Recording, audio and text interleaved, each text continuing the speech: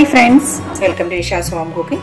അപ്പോൾ ഇന്നത്തെ നമ്മുടെ റെസിപ്പി ഉണ്ടല്ലോ ഒരു ഐസ്ക്രീം ആണ്. ഐസ്ക്രീം വിത്ത് ഒരു കേക്ക് ആണ് ഉദ്ദേശിക്കുന്നത്. അപ്പോൾ ഞാൻ ഓറിയോ എടുത്തിട്ടുണ്ട്, പിന്നെ കുറച്ച് വിപ്പിംഗ് ക്രീം ഒക്കെ ആയിട്ടാണ് നമ്മൾ ഈ റെസിപ്പി ഉണ്ടാക്കാൻ പോകുന്നത്. അപ്പോൾ ഞാനിപ്പോൾ ഒരു പാക്കറ്റ് ഓറിയോ ആണ്.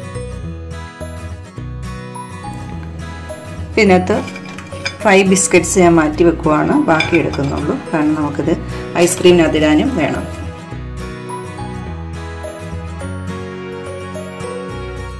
ഈ 9 ബിസ്ക്കറ്റ്സ് എടുത്തിട്ടുണ്ട്. ഇതൊന്ന് മിക്സിയിൽ പൊടിച്ചിട്ട് വരാം. ഇപ്പം നമ്മൾ പൊടിച്ചെടുത്തിട്ടുണ്ട്. ഞാനിപ്പോൾ ഒരു ബൗളിലോട്ട് ഇടാം.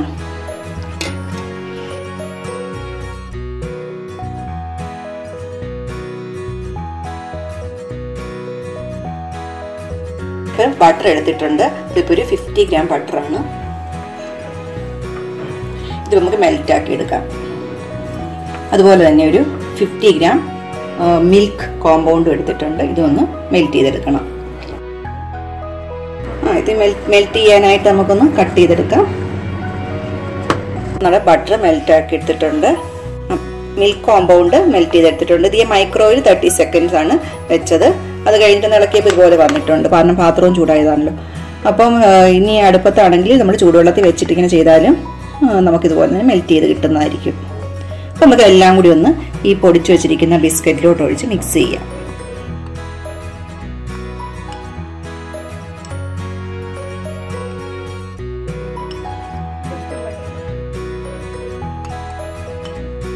ബട്ടറും ഇതും എല്ലാം കൂടി മൂന്നും കൂടി ഇട്ട് നമുക്ക് മിക്സ് ചെയ്തെടുക്കാം.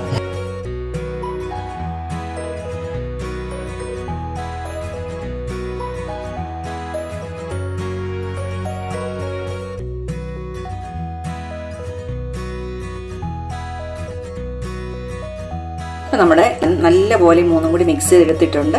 ട്രേ എടുത്തിട്ടുണ്ട്. നമുക്ക് ഇതിനകത്തോട്ട് ഈ മിക്സ് ഇതിനകത്ത് സെറ്റ് ചെയ്യാം.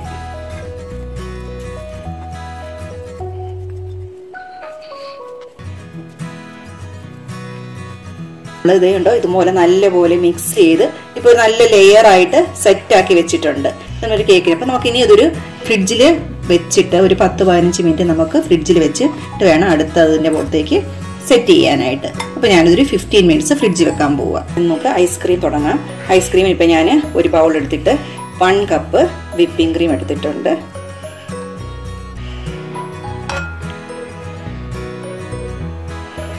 അപ്പോൾ ഒരു 2 മിനിറ്റ്സ് വിപ്പ് ചെയ്തിട്ടുണ്ട്. ഒത്തിരി അങ്ങോട്ട് ഹാർഡാക്കി എടുക്കേണ്ട, സോഫ്റ്റ് പീക്ക് ആക്കുമ്പോൾ തന്നെ നമുക്ക് സ്റ്റോപ്പ് ചെയ്യണം, കാരണം ഐസ്ക്രീമിന് അല്ലെങ്കിൽ സോഫ്റ്റ് ആയിരിക്കത്തില്ല. ഇനി ഒരു 1/2 കപ്പ് കണ്ടൻസ്ഡ് മിൽക്ക് ഒഴിച്ചിട്ടുണ്ട്. അപ്പോൾ ഇനി കണ്ടൻസ്ഡ് മിൽക്ക് ഇട്ടതിന് ശേഷം നമുക്ക് ഒന്നും കൂടി ഒന്ന് മിക്സ് ചെയ്യാം.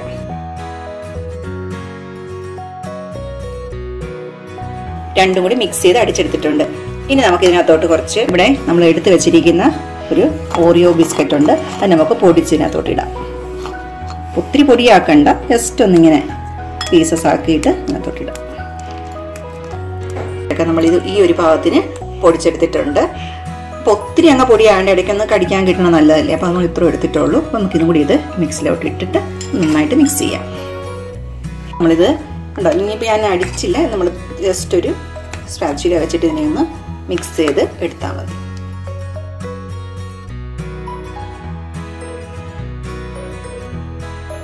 ഇച്ചിരി ഓറിയോ ബിസ്ക്കറ്റ് കുറച്ചും കൂടി ഉണ്ടെങ്കിൽ നല്ലതാണ്, കാരണം ഞാൻ ഒരു പാക്കറ്റ് മൊത്തത്തിൽ എടുത്തിട്ടുള്ളൂ. നിങ്ങൾക്ക് വേണമെങ്കിൽ ഇച്ചിരി കൂടി, ഒരു 14 ബിസ്ക്കറ്റ് ആയിരുന്നല്ലോ, ഒരു 20 ബിസ്ക്കറ്റ് എടുക്കുവാണെങ്കിൽ കുറച്ചും കൂടി നല്ലതായിട്ട് കിട്ടും. ഓറിയോയുടെ കണ്ടന്റ് നമുക്ക് കുറച്ചും കൂടി കൂടുതൽ മിക്സ് ചെയ്ത് കിട്ടുന്നതാണ്.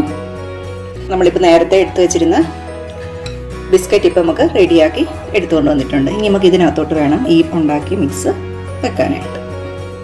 പിന്നെ നിങ്ങൾക്ക് എൻ്റെ വീഡിയോസൊക്കെ ഇഷ്ടപ്പെടുന്നുണ്ടെങ്കിൽ ഒന്ന് ലൈക്ക് ചെയ്യുകയും ഷെയർ ചെയ്യുകയും ഒക്കെ ചെയ്യണം. ഇതുവരെ സബ്സ്ക്രൈബ് ചെയ്യാത്തവരൊന്ന് സബ്സ്ക്രൈബ് ചെയ്യുന്നതാണ് കേട്ടോ. വിപ്പിംഗ് ക്രീമിൻ്റെ ഐസ്ക്രീം മിക്സ് ഇപ്പോൾ അതിനകത്ത് വെച്ചിട്ടുണ്ട്. ഇനി പൊക്കത്തിലോട്ട് നമുക്ക് ഞാനിവിടെ കുറച്ച് ചോക്ലേറ്റ് ചിപ്സ് എടുത്ത് വെച്ചിട്ടുണ്ട്. അതും കൂടെ നമുക്ക് പൊക്കത്തിൽ നിന്ന് ഡെക്കറേറ്റ് ചെയ്യാം.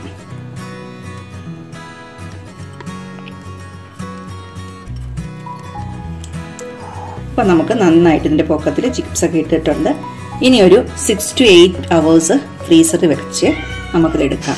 ഞാൻ എൻ്റെ പൊക്കത്തിലൊരു എന്താ പറയുക, ഇനി വാട്ടർ കണ്ടന്റ് ഒന്നും വരാതിരിക്കാൻ വേണ്ടിയിട്ട് ഒന്നെങ്കിൽ നമുക്ക് അലുമിനിയം ഫോയിൽ വെക്കാം, അല്ലെങ്കിൽ ക്ലിംഗ് റാപ്പ് വെച്ചിട്ട് വേണമെങ്കിൽ നമുക്കിത് കവർ ചെയ്ത് വെക്കാം. ഉണ്ടല്ലോ കുറച്ച് നെസ്കഫേയും കൂടി ഇങ്ങനെ പൗഡർ ഇങ്ങനെ കൊടുക്കുന്നുണ്ട്, ഒരു കോഫിയുടെ ഫ്ലേവറും കൂടി കിട്ടാനായിട്ടാണ്. ഞാനിപ്പോൾ ഒരു ക്ലിംഗ് റാപ്പ് വെച്ച് റാപ്പ് ചെയ്തിട്ടുണ്ട്. ഞാൻ ഫ്രീസറിൽ വെക്കാൻ പോവാണ്. 6 to 8 hours കഴിഞ്ഞിട്ട് നമുക്കിതിനെ പുറത്തെടുക്കാം. ഇപ്പം നമ്മുടെ ഐസ്ക്രീം കേക്ക് വെച്ചിട്ട് 8 മണിക്കൂറായി. നമുക്ക് തുറന്ന് നോക്കാം.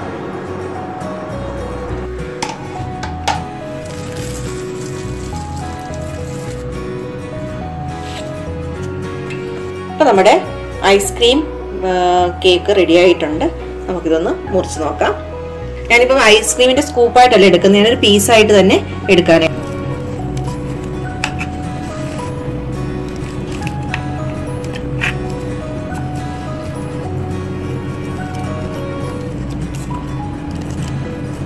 അപ്പം നമ്മുടെ നല്ല ടേസ്റ്റി ആയിട്ടുള്ള ഓറിയോ ബിസ്ക്കറ്റും പിന്നെ നമ്മൾ വിപ്പിംഗ് ക്രീം ഒക്കെ വെച്ചുണ്ടാക്കി ഐസ്ക്രീമും കൂടി കമ്പൈൻഡ് ആയിട്ടുള്ള ഒരു ഓറിയോ ബിസ്ക്കറ്റ് ഐസ്ക്രീമാണിത് റെഡിയാക്കിയിരിക്കുന്നത്.